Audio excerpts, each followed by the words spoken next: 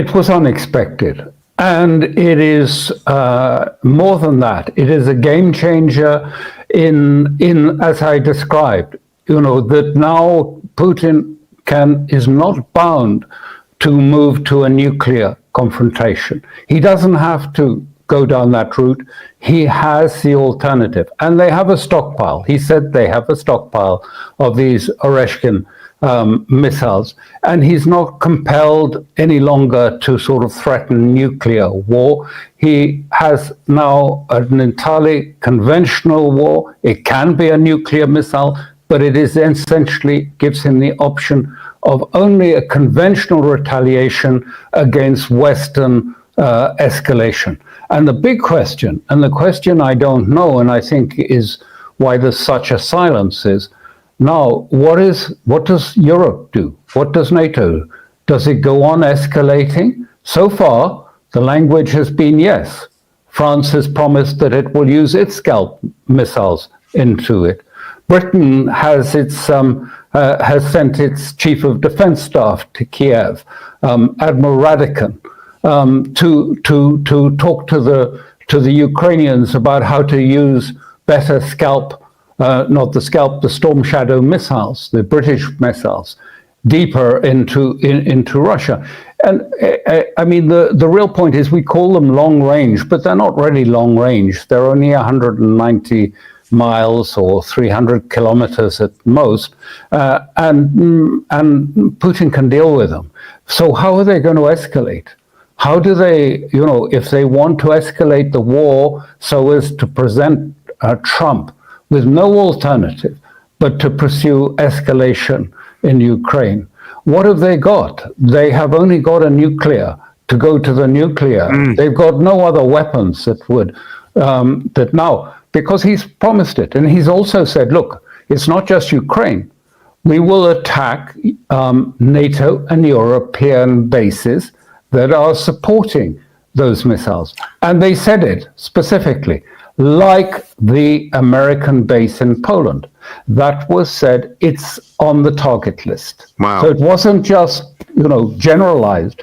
It was said the base, American base, which is one of the new missile bases they've constructed, this is now a target. And so it changes also a much bigger paradigm, which was, as you recall, I think it was in 2019, at I think probably John Bolton's insistence, America withdrew from the intermediate range missile treaty, and he said they were putting missiles into Poland, into Romania, mainly as a guard against Iranian intercontinental missiles. No one believes that. It was against Russia, of course. But then last year, he said in 23, America said it was planning now to put hypersonic missiles into Germany in by 26. So to surround Russia with intermediate missiles. And Putin then said in response, and this is the escalation, and then said, well, we're going to do our own thing, and we're going to produce our intermediate missiles. And that's the Oreshnik. That's its direct result of throwing out the intermediate treaty and then saying, well, we're going to put these missiles right into Germany on your doorstep. So he's come back with a checkmate, because there's no alternative now for America. Alastair Crooke paints a picture of an evolving conflict, one where the rules have shifted dramatically. What was once a precarious balance teetering on the brink of nuclear escalation now pivots toward a new strategy centered around advanced conventional weapons. According to Crooke, Putin no longer needs to resort to nuclear threats. The introduction of the Oreshnik missiles gives Russia a powerful non-nuclear response option, effectively reshaping the calculus of war.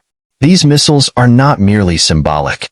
Their existence provides Putin with a credible means to retaliate against Western actions without crossing the nuclear threshold. This shift significantly alters the dynamics of deterrence.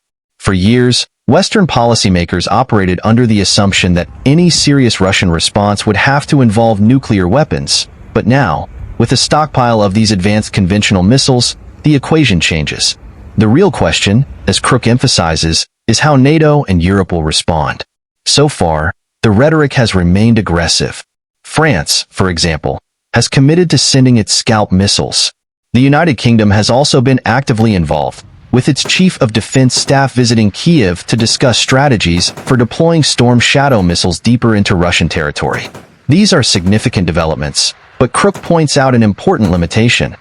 These so-called long-range missiles have a range of only about 190 miles, or 300 kilometers. In the grand scheme of things, that's not enough to dramatically shift the battlefield in Ukraine. The crux of the matter is escalation.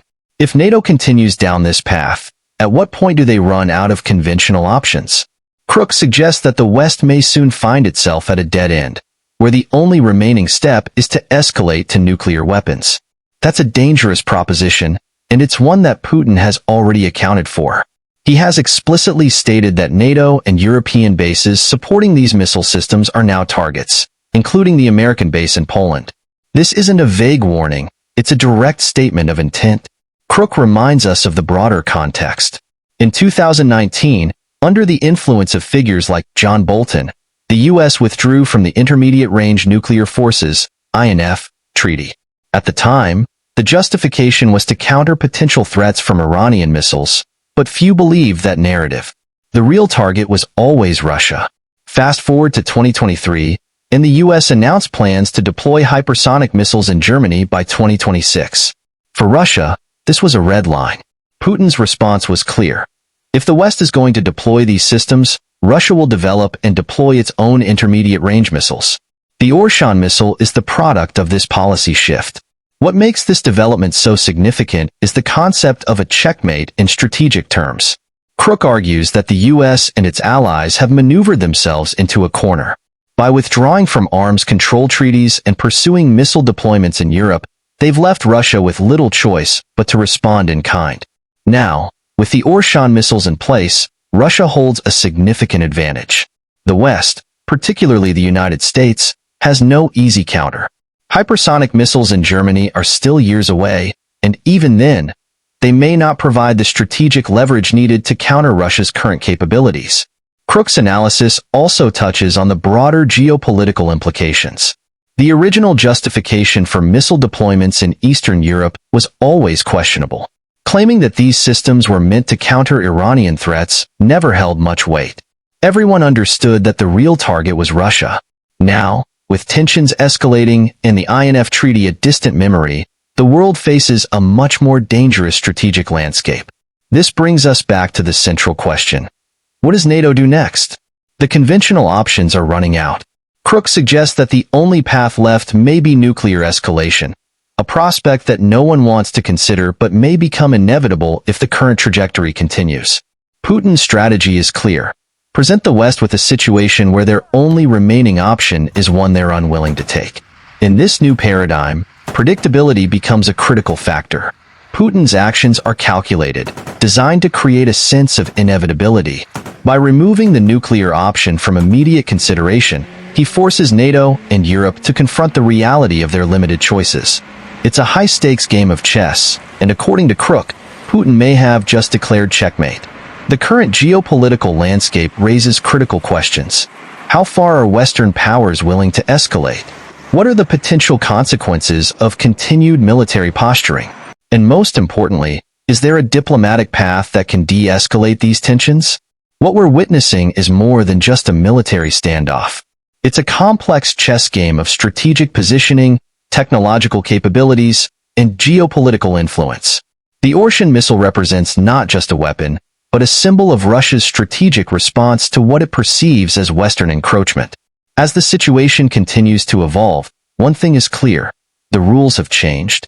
The question now is whether the West will recognize this new reality and adjust accordingly, or if they will continue down a path that leads to further escalation.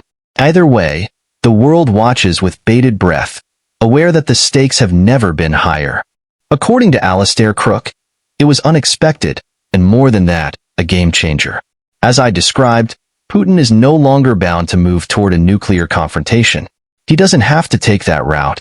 He now has an alternative, a stockpile of Oreshnik missiles. This shifts the dynamic, allowing him to retaliate against Western escalation with conventional weapons rather than nuclear threats. Essentially, while these missiles can carry nuclear warheads, they provide a purely conventional response option. The big question now is, what will Europe and NATO do? Will they continue to escalate? So far, the rhetoric has been aggressive. France has promised to deploy Scalp missiles.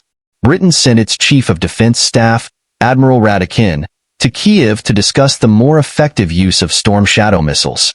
However, these so-called long-range missiles have a range of only 190 miles, 300 kilometers, a distance Putin can easily counter. So, how will NATO escalate further? If their goal is to force Trump into escalating the conflict in Ukraine, their options are limited. They would have to consider nuclear escalation because they have no other viable weapons left. Putin has already made it clear. The retaliation won't be limited to Ukraine. He specifically mentioned NATO and European bases that support these missile attacks, naming an American base in Poland as a target. This isn't a vague threat, it's direct. This also marks a broader shift in the strategic landscape.